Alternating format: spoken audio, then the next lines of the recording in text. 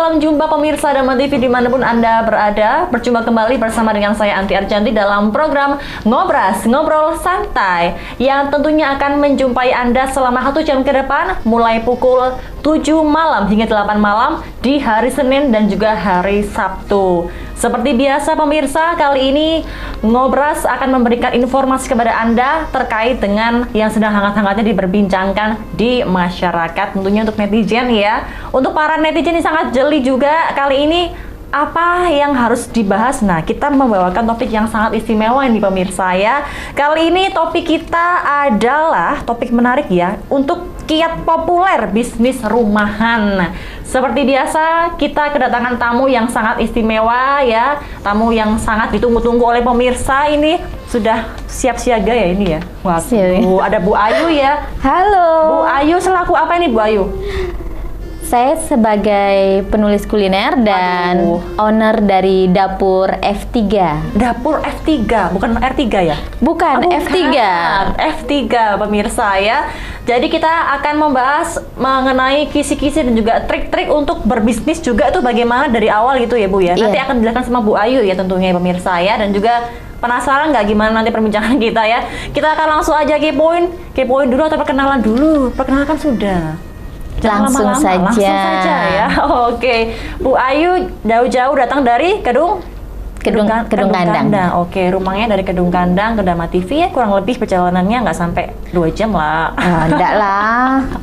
Oke, pemirsa, kita akan ngobrol-ngobrol terlebih dahulu. Kita kepoin ya sama Ibu Ayu ini, kira-kira apa sih yang dimaksud dengan bisnis rumahan? Sekarang kan banyak banget ini Bu, orang-orang di rumah, masyarakat pada umumnya, pada khususnya semuanya itu mencoba bisnis rumahan. Entah dia mungkin punya kesibukan bekerja, dia ibu rumah tangga atau apapun. Sekarang mereka itu punya yang namanya bisnis rumahan. Itu apa sih Bu maksudnya? Iya betul, terutama pandemi ini ya. Pandemi ini memberikan pengaruh positif kepada masyarakat. Jadi mereka menjadi lebih kreatif gitu. Bagaimana caranya bisa struggle ya, bisa berjuang agar permasalahan ekonomi itu bisa teratasi. Salah satunya adalah dengan membuat sebuah usaha rumahan. Usaha rumahan ini adalah usaha skala mikro, Mbak. Jadi maksudnya kategori skala mikro. Jadi usaha yang memang masih dirintis kecil, dan umumnya banyak dari usaha rumahan ini untuk kayak apa? Perizinan dan lain-lainnya itu masih belum ada gitu. Jadi, nah, ide dari bisnis rumahan itu lahir dari hal-hal yang simple sebenarnya. Jadi hal pertama yang harus dilakukan adalah dengan mempelajari tren pasar. Tren pasar. Bagaimana tuh Bu? Jadi apa yang disukai masyarakat? Gitu kan. Apa? Nah, misalnya trennya ke menu-menu pedas, maka kita bisa membuat satu produk dengan level pedas tertentu seperti itu. Tapi kalau kita mau misalnya ngambil yang sebaliknya, itu bukannya tidak bisa, bisa saja asal kita cukup mampu untuk bisa membranding produk kita. Karena ibaratnya kita tuh seperti berjuang di lautan dalam berdarah-darah kalau misalnya kita melawan arus permintaan gitu ya kan. Orang maunya pedas, kita bikin produk yang lain, akhirnya ya nggak nyambung, nggak sinkron gitu ya Bu Ayu ya? Laku tapi jalannya pelan, kecuali kalau kita bisa membranding jadi yang unik. Mungkin kita bisa lah melakukannya, tapi kan mungkin kurang maksimal Bu. Kurang maksimal, tidak diikuti dengan perkembangan zaman saat ini. Karena intinya kita jual kan supaya dibeli ya. Betul. Kita produksi itu supaya ada yang beli. Kalau kita jual sesuatu yang tidak disukai orang, ada yang beli nggak? Kan gitu. Ada, cuma mungkin sedikit ya. Nah, ada mungkin sekedar orang yang pengen nyoba, penasaran. Nah, Insta itu sudah. Betul sekali. Nah, Ibu Ayu, kira-kira dengan melihat perkembangan zaman saat ini kan banyak sekali nih ibu rumah tangga yang sekarang tuh udah mulai nyoba bisnis rumahan nih ya. Nah, biasanya yang mereka lakukan tuh apakah udah ada izinnya atau gimana Bu ya? Untuk kayak kepengurusan izin tuh biasanya serumit nggak sih gitu? Iya. Rata-rata bisnis rumahan itu masih belum punya izin awalnya. Tapi dengan peran dari pemerintah ya, terutama dinas koperasi Dinas koperasi ya. yang selama ini banyak mensupport UKM sehingga kayak kebutuhan perizinan itu bisa difasilitasi bahkan gratis.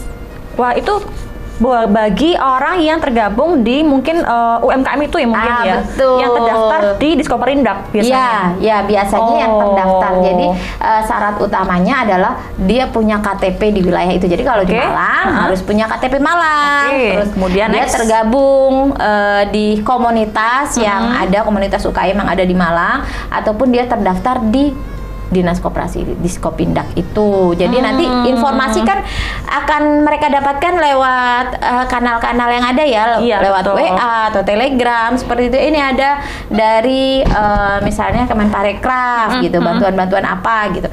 Itu bisa gercep pasti jadinya. akan langsung karena kan selalu update informasinya Bu, Betul, kalau tergabung selalu di Diskoperindak update gitu ya. Nah, Ibu sejauh ini bagi masyarakat yang punya bisnis rumahan tapi dia ingin melakukan seperti join ya di Diskoperindak akan dia terdaftar, itu bagaimana caranya biasanya Bu? Iya. Yang mereka lakukan tuh apa? Kalau misalnya ingin terdaftar ya dengan bisa mendatangi langsung ya, mendaftarkan produknya atau dengan ikut komunitas. Kalau saya nyarankannya ikutlah komunitas atau ikutlah koperasi gitu kan, koperasi UMKM gitu ya. Ini ribet ya berarti ya? Iya, jadi kan sangat membantu dengan berkomunitas itu. Kita tidak cuma berjejaring ya, tapi kita juga bisa melakukan perluasan pasar gitu kan. Kita bisa saling support, kita bisa saling belajar gitu. Kayak misalnya sekarang nih lagi gencar-gencarnya pelatihan digital marketing misalnya. Kayak gitu kan.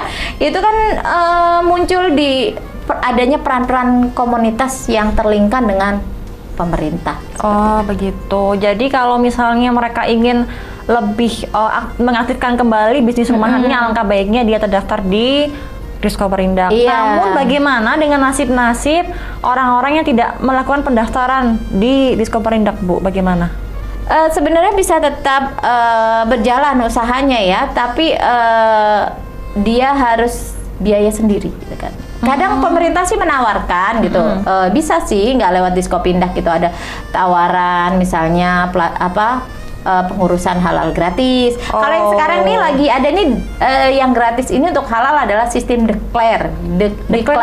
Declare itu jadi dia itu agak berbeda ya dengan halal yang keluar sertifikatnya. Jadi ini kayak semacam surat pernyataan bahwa produk tersebut memang tidak menggunakan barang-barang non halal gitu. Jadi surat pernyataan gitu ya. Surat pernyataan, dan itu tetap ada, nanti ada diperiksa, tetap diperiksa sama petugas ya? gitu.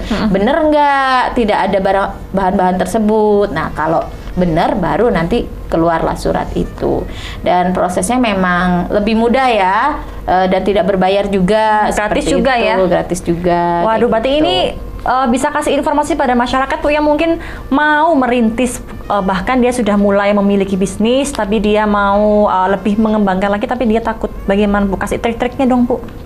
Iya, untuk masyarakat yang mau memulai bisnis, yang pertama tadi saya katakan, cari tahu dulu apa yang dibutuhkan. Jadi cari masalah dulu ya. Ketika kita mau melahirkan sebuah ide, kita harus punya masalah dulu. Gitu. Apa? Terus jadi masalahnya apa?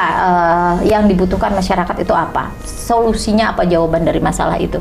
Misalnya kalau sekarang nih masyarakat lagi demen ngemil, demen ngemil karena proses daring segala macem. Iya.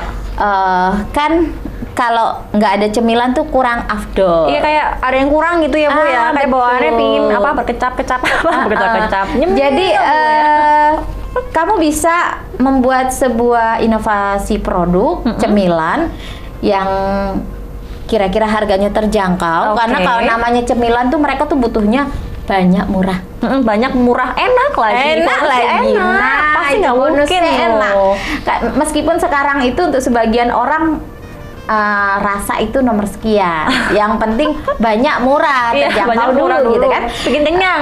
Betul. Jadi pastikan siapa target marketmu, gitu. Baru kamu rancang sebuah produk. Kalau Nah. targetmu adalah mahasiswa atau anak-anak sekolah, berarti buat produk yang murah, enak, dan Terjangkau. terjangkau Harga lah terjangkau. gitu. Nah. Sehat lah kalau bisa. Kalau Oke, bisa. kalau bisa ya, ini masih di titik harga terjangkau ya. Nanti dulu kita akan bahas yang lebih seru lagi deh Bu Ayu setelah yang satu Oke. ini. Jangan kemana-mana, tetap di Ngobras, Ngobrol Santai.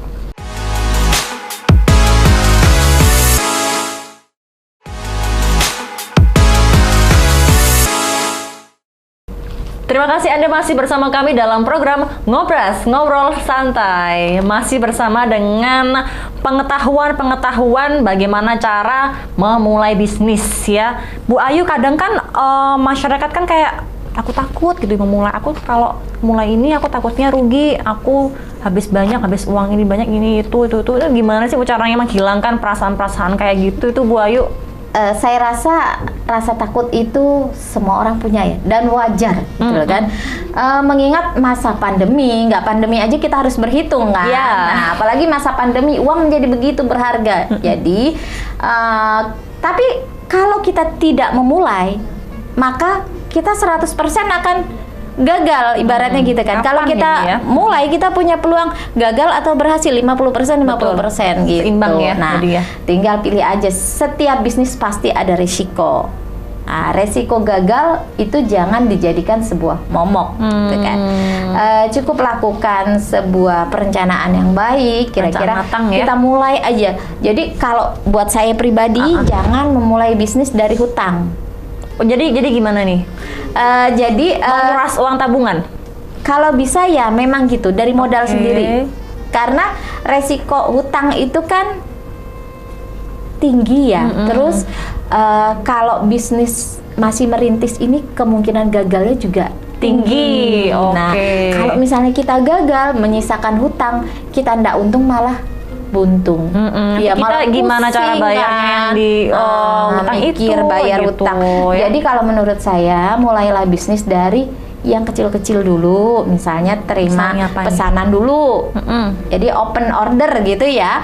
Open order kalau memang dana kita terbatas, kita open order aja. Jadi customer yang membiayai produksi kita.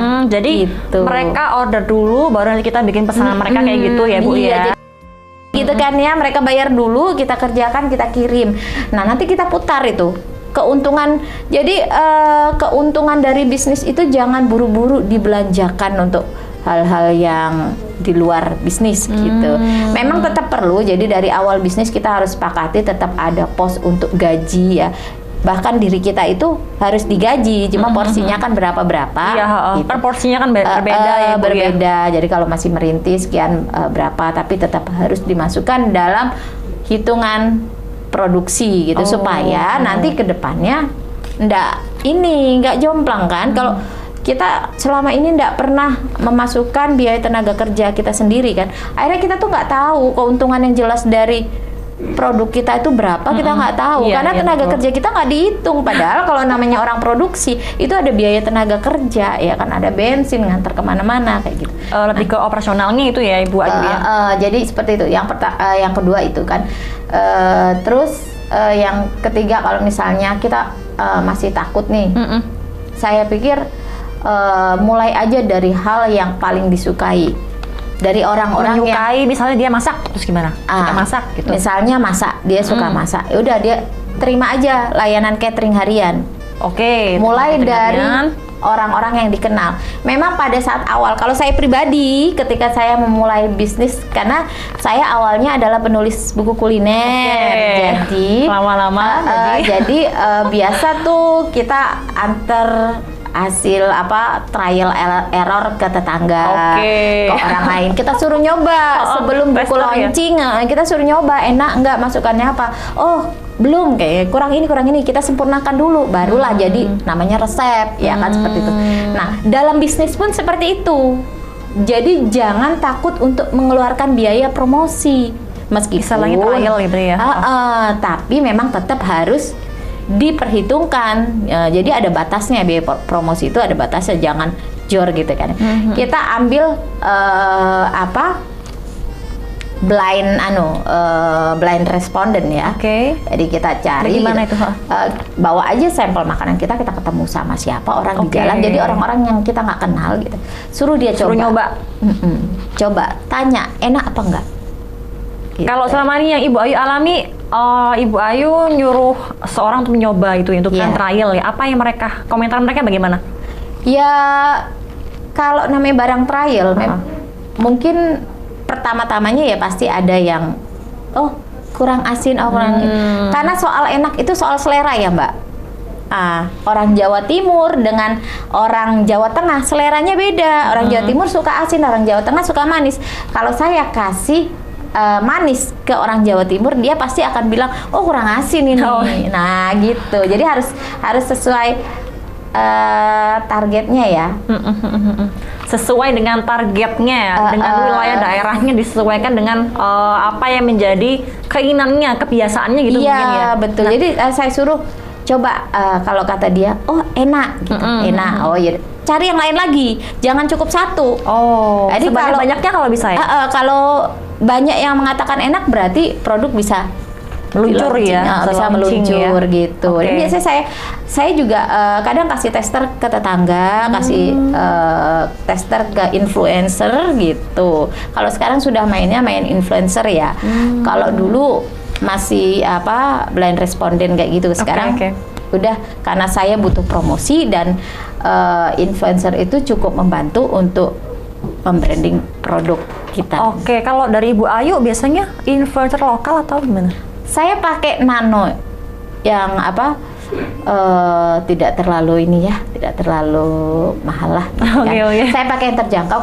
Bahkan kadang saya pakai barter. Wow, Sistem barter. Jadi gimana itu? Bayarnya pakai barang produk gitu. Jadi mereka membuat sebuah artikel. Oke. Saya memberikan mereka barang. Ya, terkadang ada kalanya juga kita kasih fee juga gitu. Kita kasih fee tapi dengan catatan review memang dibuat senatural mungkin gitu. Karena namanya buat perusahaan yang masih merintis, kritik itu sangat perlu ya Mbak.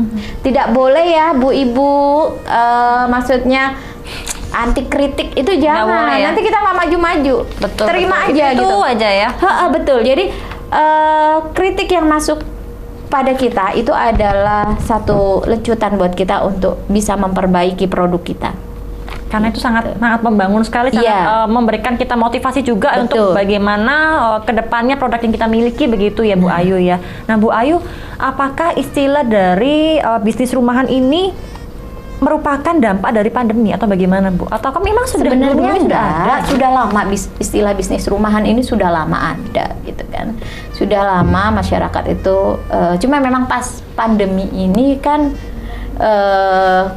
kuantitasnya meningkat ya. Banyak orang yang banting setir, Membutuhkan banyak yang di pekerjaan. PHK juga Betul. seperti itu. Belum lagi yang memang mau ngisi kesibukan karena banyak daring gitu kan, cari tambahan seperti itu. Sebenarnya udah lama kok istilah bisnis rumahan Jadi ini. tidak hanya ketika ada pandemi saja ya Iya. Bu Ayu ya. Oke, selama ini, nah ini Ibu Ayu dengar salah satu owner juga ya? Iya, Di kebetulan di dapur F3. Dapur F3, di mana itu Bu? Jadi dapur F3 ini sebenarnya peralihan nama ya. Dulu nama bisnis kami adalah Dapur Sehat Bunda. Oke. Jadi concern kami dulu di makanan sehat memang. Karena saya salah satu pemerhati makanan sehat waktu itu penggiat. Kita dulu melaunching aneka lauk kering. Jadi produk pertama itu aneka lauk kering non MSG, non pengawet gitu. Ini berangkat dari keprihatinan saat itu di mana banyak anak-anak sekolah dasar yang menjadi korban keracunan makanan di beberapa daerah ya. Waktu itu saya masih di Denpasar. kan. Oh, oke. Nah, kemudian pada proses berjalannya usaha, ternyata nama Dapur Sehat Bunda ini tidak bisa didaftarkan di Haki karena terlalu umum. Sehingga saya harus mengganti dengan nama yang lain, yaitu akhirnya muncullah Dapur F3. F3 ini asalnya dari 3F. Jadi ketiga anak saya memiliki huruf awal itu F tiga-tiganya. Faiz. Jadi Farhan, Fafian, Faiz. Dan ini sebenarnya tidak disengaja ya. Itulah, dan saya harap bisnis ini bisa menjadi bisnisnya mereka. Gitu. Makanya kita kasih nama mereka supaya ada rasa memiliki kepemilikan nantinya, ya, seperti itu. Ini udah berapa lama berdiri ini Bu, Dapur F3 ya? Kalau dengan nama Dapur F3 ini sendiri kita mulai 2020.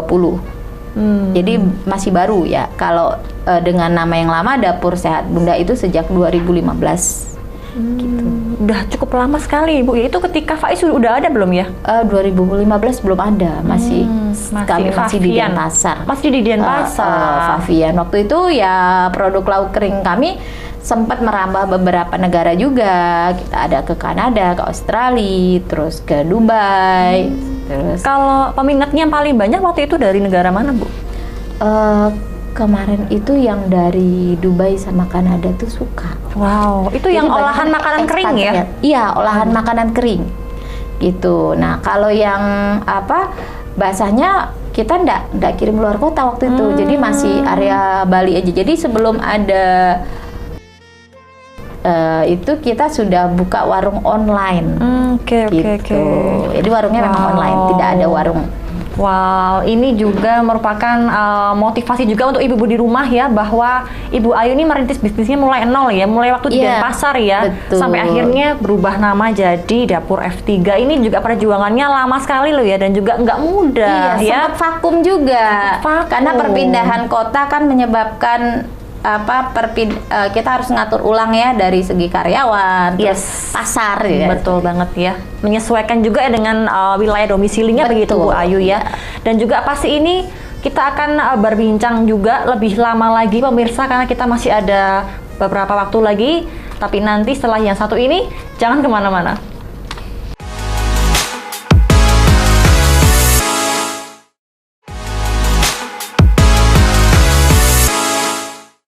Iya, Anda masih bersama kami dalam program Ngobras, Ngobrol Santai. Masih bersama dengan Ibu Ayu yang memberikan kiat-kiat, kisi-kisi terkait bagaimana cara memulai bisnis rumahan ya. Ternyata seperti yang tadi dibilang sama Ibu Ayu, bisnis rumahan itu tidak hanya muncul ketika pandemi aja ya, tapi udah sejak zaman dahulu kala. Betul, sudah lama istilah usaha rumahan ini ada ya, untuk menggambarkan bisnis yang memang dirintis di rumah dengan modal terbatas, modal kecil gitu kan.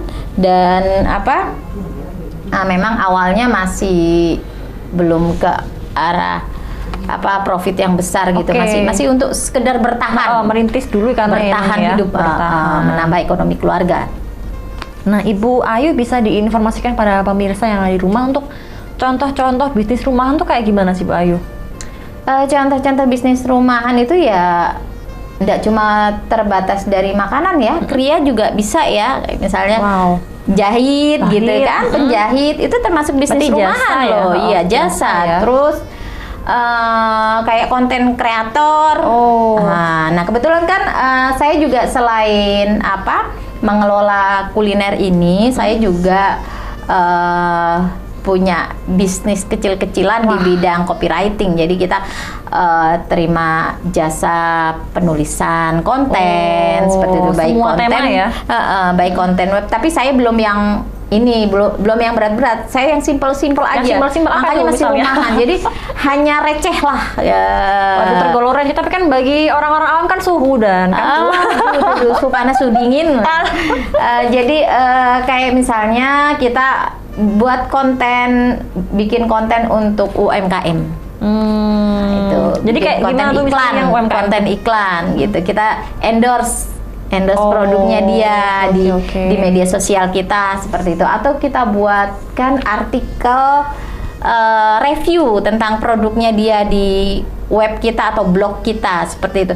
Ini juga termasuk rumahan kan, dikerjakan di rumah gitu ya. Betul. Sebenarnya bisnis-bisnis yang simple, tidak harus makanan, jadi bisa kamu kerjakan di rumah. Yang penting itu menghasilkan dan menjadi penopang ekonomi keluarga. Dan dari segi apa namanya SDM juga kalau bisnis rumahan itu belum terlalu banyak menyerap tenaga kerja ya.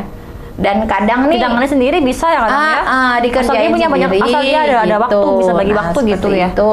Terus tapi kalau ke depan sudah harus kita tuh kalau mau bisnis ya, mau serius bisnis ya harus dipikirkan tenaga kerja segala macem. Kalau bisa semakin banyak kita bisa membuka lapangan kerja buat orang lain, itu semakin baik kan ya.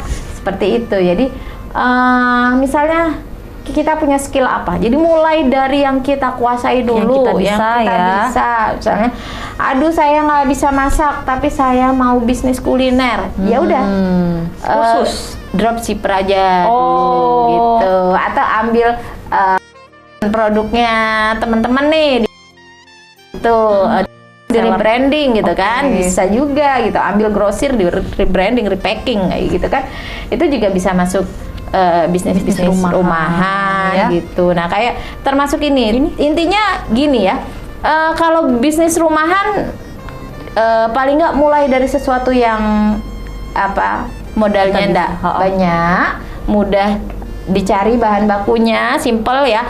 Karena namanya permasalahan bisnis itu kadang ada di bahan baku, giliran order udah banyak, bahan bakunya nggak ada, tuh pusing gitu. Itu terus gimana? Nah itu akhirnya kadang stop produksi. Jadi saya sendiri mengalami masa-masa seperti itu. Jadi untuk produk otak-otak bakar gitu ya, itu kan saya pakai ikan tenggiri fresh yang memang harus fresh gitu. Jadi saya tidak pernah mau beli yang bekuan, nggak mau. Jadi harus fresh. Nah ketika saya nggak nemukan, karena tenggiri itu kan terpengaruh air pasang juga ya, kalau laut lagi kenceng, nggak ada tenggiri di pasar. Nah itu akhirnya stop produksi. Nah ini salah satu produk kami yang juga bahan bakunya sangat mudah didapat ya. Ini sangat mudah didapat. Nah ini apa? Kentang itu kres apa kentang kres. Nah, kres dapur kres dapur F3. Dimakannya kres ya. Kres gitu ya, kerasa gurih gimana gitu ya. Nah, ini kita Kota Malang terkenal dengan tempenya. Betul, tempe.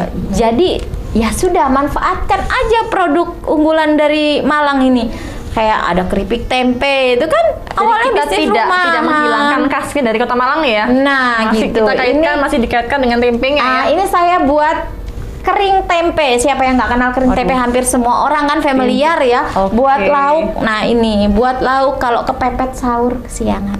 Nah gitu.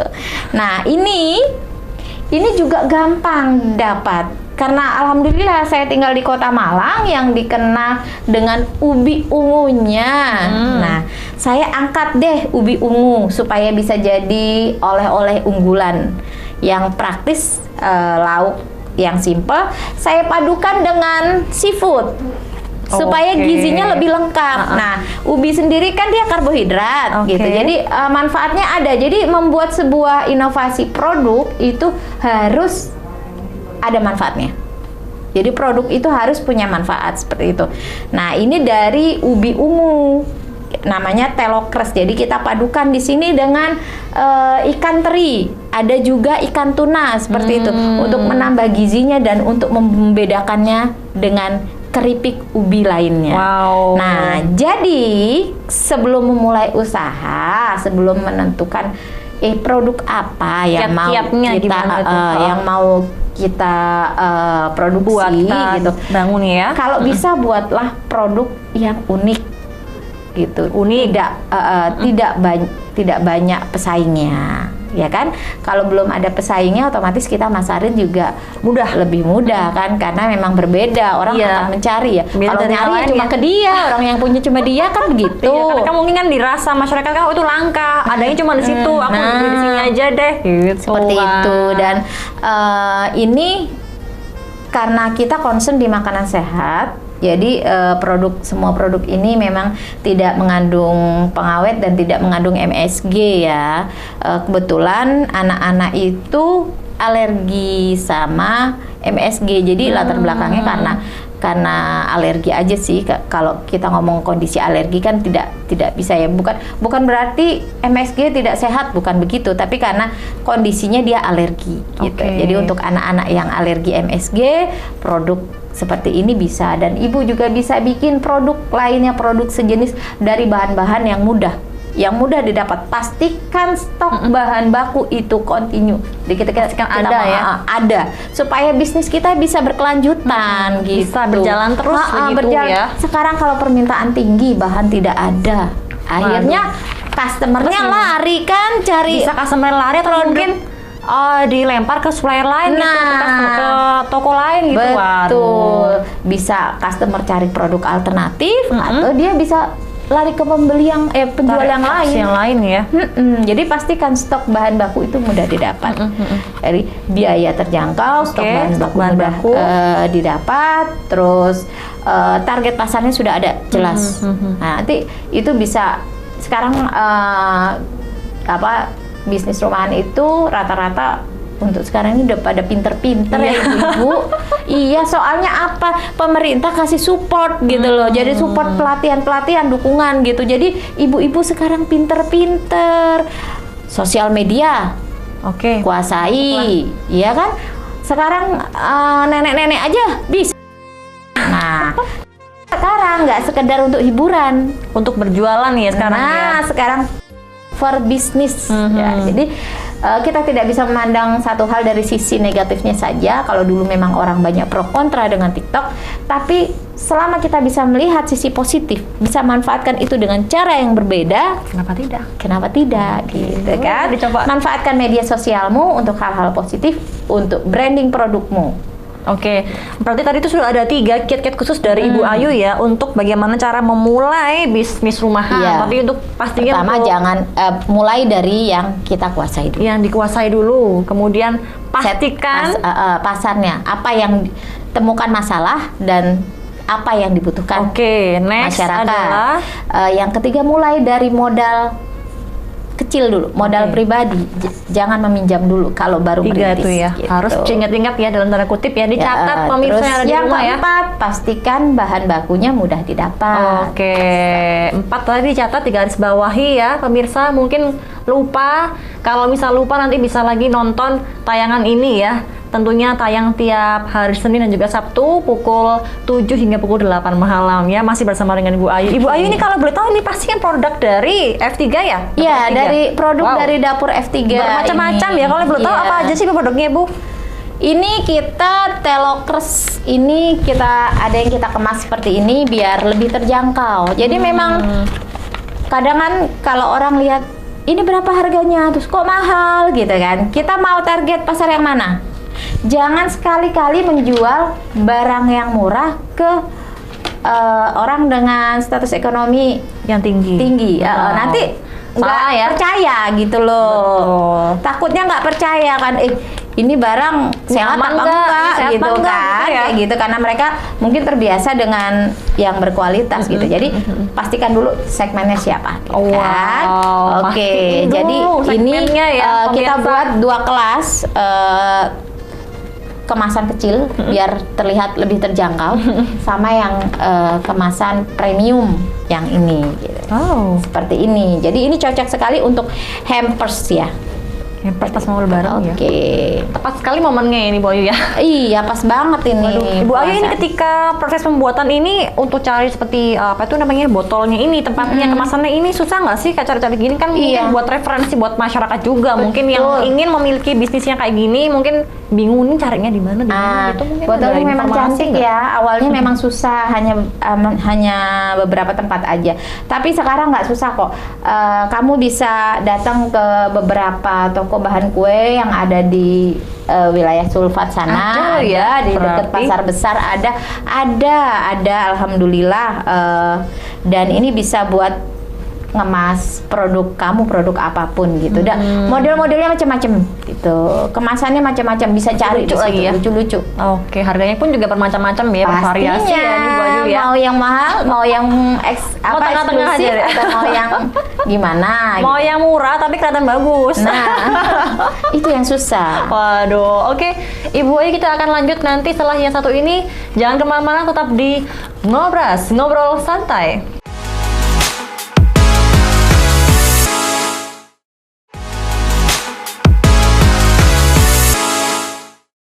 Terima kasih Anda masih bersama kami dalam Ngobras, Ngobrol Santai. Masih bersama dengan Ibu Ayu, di mana Ibu Ayu memberikan kiat-kiat cara berbisnis ya, berbisnis rumahan lagi. Yang saat ini sedang trennya ya, ini Iya. dikatakan dimanapun berada, orang pasti ada bisnis rumahan ya.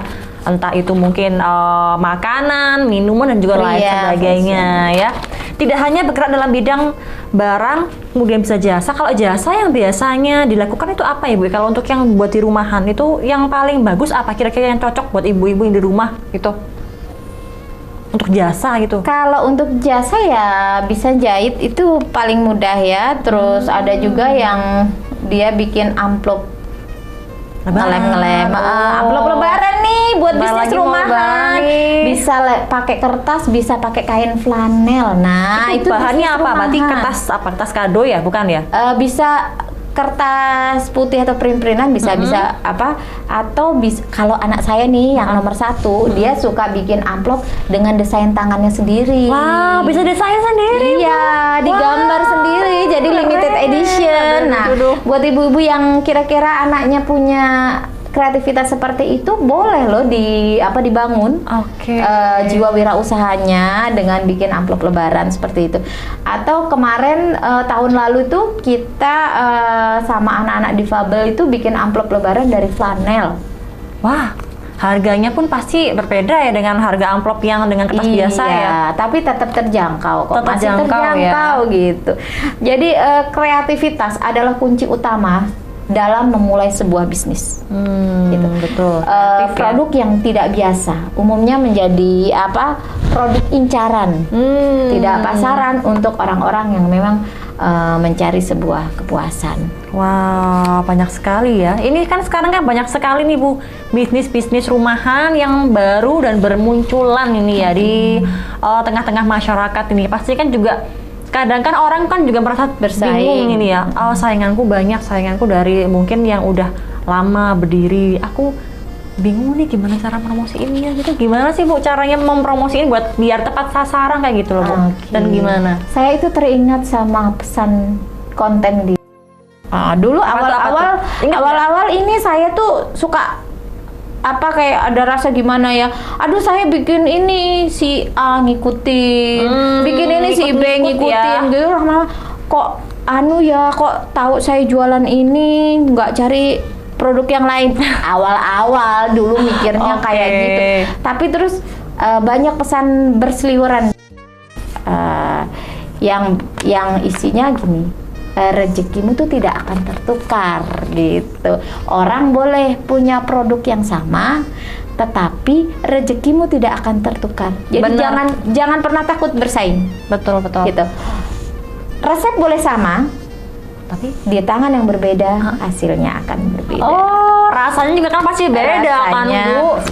Dan ini sudah teruji, jadi sudah ada seorang teman, dia salah seorang show chef di Denpasar. Jadi dia pernah mengangkat tentang pengaruh tangan pada rasa. Oke. Jadi oke. buat skripsinya ya, penelitian itu, ya? penelitian, dan itu memang terbukti pada tangan yang berbeda resep yang sama akan menghasilkan cita rasa yang berbeda.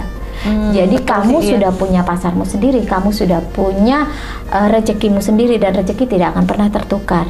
Kalau memang ada orang yang meniru produkmu, bersyukurlah, karena berarti kamu adalah seorang pelopor yang Iya. memberikan ide kepada Kan dia kan banyak beride, orang. berikan inspirasi banyak Iya, orang kan. jadi kan Tapi berkah ya. Bedanya kan cita rasanya yang berbeda gitu. Cara penyajian beda, cara menjual beda, kan seperti itu. Memang pada awal-awalnya kita ada rasa nggak enak ya, apalagi kalau yang duplikat teman sendiri, kan Aduh, gitu kan. kebaperan juga. Tapi memang wajar, saya sendiri tuh pernah ngerasain kayak gitu. Tapi ya memang ternyata rezeki itu tidak pernah tertukar gitu. Jadi ada kalanya resep kita di tangan orang lain jadi lebih enak, gitu kan? Ya itulah rezekinya dia gitu. Tapi kita juga jangan lupa kita dapat loh pahalanya karena benar. kita memberikan inspirasi ke dia. Nah, ini saya termasuk kalau teman-teman saya bilang saya ini koki selebor gitu loh. Karena maksudnya koki selebor? karena saya itu kadang kalau masak itu tidak pakai pakem. Oh. Gitu. Misalnya mau masak soto, bumbunya kurang. Misalnya bahan soto itu bumbunya apa aja sih, terus ada satu yang saya nggak punya. Tidak akan membuat saya batal masak soto. Nggak apa-apa, kan yang penting rasanya. Bikin enak gitu Tetap loh. rasa. Finally Dan ya terakhir. saya suka eksperimen, jadi trial error. Jadi salah satunya ini Oke. produk cake belimbing wuluh. Ini trial error ya? Wow. Trial error nanti bisa trial error. bisa dicoba ya nanti boleh dicoba. Pemirsa boleh nyoba mungkin, mas kameramen boleh nyoba juga Oh nggak? boleh mas kameramen boleh nyoba. Jadi ini cake belimbing wuluh. Kita tahu belimbing wuluh itu rasanya kucut kan. Kalau kita udah dengar kata belimbing wuluh, waduh, wis bayangin ini Biasanya ceker gitu. campuran sambal atau apa biasanya kan buat bayangannya, sambal, buat sayur asem Bener. kayak gitu. Nah, di tangan seorang koki selebor dapur F3 Di tangan seorang Ibu Ayu. ini jadi sebuah produk cake premium. Wow, yang- harus kreatif ya memang ya kalau kita mulai ya, bisnis ya, betul. betul. Udah Jadi- diterapkan sama Bu Ayu nih pemirsa, itu nggak apa lagi nih ya. Tidak cuma rasa ya, karena tidak sekedar rasa enak yang dicari customer, tapi penampilan, harga, dan sebagainya itu juga harus jadi pertimbangan. Terutama siapa target pasarmu, gitu kan. Jadi ini cake belimbing wuluh ini salah satu produk inovasi dari dapur kami, dan kalian juga jangan pernah lelah berinovasi. Lihat apa yang ada di sekeliling kalian, manfaatkanlah dan jadikan itu sebuah produk Wow. untuk usaha rumahan. Banyak sekali ilmu-ilmu yang didapat pemirsa ya, mulai dari tips triknya, memulai usaha, kemudian banyak sekali hal-hal yang bisa kita ambil pesan-pesannya, terutama yang disampaikan oleh Ibu Ayu ya. Ini contohnya Ibu Ayu nih pemirsa ya, nggak malu-malu semua resep dicoba pemirsa ya. Pemirsa yang ada di rumah nggak usah malu-malu juga, apapun kemampuan Anda, apapun yang Anda bisa, jangan lupa juga jangan malu untuk dicoba ya. Betul. Jangan malu. Nah, nanti pada akhir saya akan memberikan salah satu rahasia resep kami untuk cake belimbing wuluh ini. Jadi buat teman-teman yang ingin mencoba membuat sendiri, bisa mencoba di rumah. Nanti ya. Dengan mungkin tidak dengan belimbing wuluh. Misalnya saya tidak suka kecut. Dengan buah yang lain Olahan bisa. buah yang lain ya. Wah. Ya, gitu. Bisa coba dengan kita gunakan waluh. Waluh. Ya, jadi ada salah satu produk dapur F3. Dia cake wolu-wolu, kita namanya cake wolu-wolu. Cake wolu-wolu. Oke. Wolu-wolu itu bentuknya plesetan. mungkin wolu 8 gitu ya. Plesetan dari waluh. Wolu-wolu gitu. Wolu oke. belimbing wuluh. Boleh Gitu. boleh Jadi, nih kreativitas lagi wolu-wolu. nih. Jadi, waluh dari belimbing wuluh gitu kan. Jadi untuk cake wolu-wolu itu sendiri yang dibutuhkan adalah mungkin bisa dicatat 2 cup Ambil catatan. terigu, 1 butir telur, 1/4 buah walu yang sudah dihancurkan ya. Boleh pakai yang sudah direbus, boleh juga yang mentah yang diparut ya. 1 sendok teh soda kue, 1/4 sendok teh garam, 1/2 sendok teh vanili. Oke. Kemudian? Kemudian butter yang dicairkan. Kalau Oke. tidak punya butter boleh diganti dengan minyak sawit ya. Wow. Itu sebanyak setengah cup. Jadi tadi Minyak. terigunya 2 cup, 2 cup. gula putihnya 1 cup, minyak atau butternya setengah cup, 1 sendok teh soda kue, Oke. 1/4 sendok teh garam, seperempat sendok teh vanilya. Wow. Iya. Dicatat pemirsa Terus ya. sama buttermilk. Buttermilk. Ya waduh, itu buat penambah cita rasa ya? Iya, buat Biar semakin apa tuh? biar cake-nya bisa lembut enak juga. Gitu. Boleh dicoba pemirsa yang di rumah ya. Tadi udah catat belum ya? Kalau ketinggalan bisa diulangi lagi, Bu. Kalau Nanti ketinggalan aja. nanti silakan cari Dapur F3 di Instagram. Oke. Nanti kita akan berbagi resep. Dicatat ya apa? @dapur F3. Dapur F3. Oke, dapur F3. Bisa pemirsa buat ya. ide bisnis rumahan. Bahannya mudah didapat ya. Malang itu sangat terkenal dengan Wow, walungnya betul. dan ubi ungunya. Betul sekali, banyak sekali sekarang dijual di mana-mana ya Ibu Iya. Ayu ya. Dan pemirsa juga ini banyak sekali kisah-kisah inspiratif, tentunya trik, kemudian tips dan juga bagaimana cara memulai bisnis, kemudian mulai dari olahan-olahan apa yang kira-kira bisa didapat oleh pemirsa di rumah ya. Ini tadi udah banyak sekali Bu Ayu bercerita. Kira-kira ini Ibu Ayu, biasanya kendala apa aja sih yang dialami oleh para pebisnis rumahan itu Bu? Kendala yang biasanya dialami oleh bisnis rumahan adalah modal. Perputaran modal ya. Jadi kesulitan modal itu yang utama. Yang kedua tenaga kerja. Yang ketiga pemasaran, branding terutama perizinan segala macamnya. Ini dan memang kita perlu untuk belajar tentang bagaimana mengemas produk yang menarik. Enak saja tidak cukup. Kalau tampilan produkmu tidak menarik, maka Menarik, tidak ya? akan ada yang melirik karena orang selalu jatuh cinta pada pandangan pertama. Oke, jatuh cinta pada pandangan pertama tuh digarisbawahi pemirsa ya. Tadi tidak hanya dari kualitas, kemudian rasa, tapi dari tampilan kemasan pun juga sangat dipertimbangkan Ibu Ayu ya. Betul. Oke, Ibu Ayu ini untuk pesan-pesan terakhir buat pemirsa ada di rumah ini karena jamnya udah mau selesai nih Ibu Ayu, bisa Oke. dikasih pesan-pesan ke pemirsa Bu? Oke pemirsa di rumah, para penikmat kuliner dan pemerhati kuliner, jangan pernah ragu untuk memulai sebuah bisnis rumahan. Tidak perlu susah, cari saja hal yang gampang didapat di sekitar kita dan mampu kita lakukan.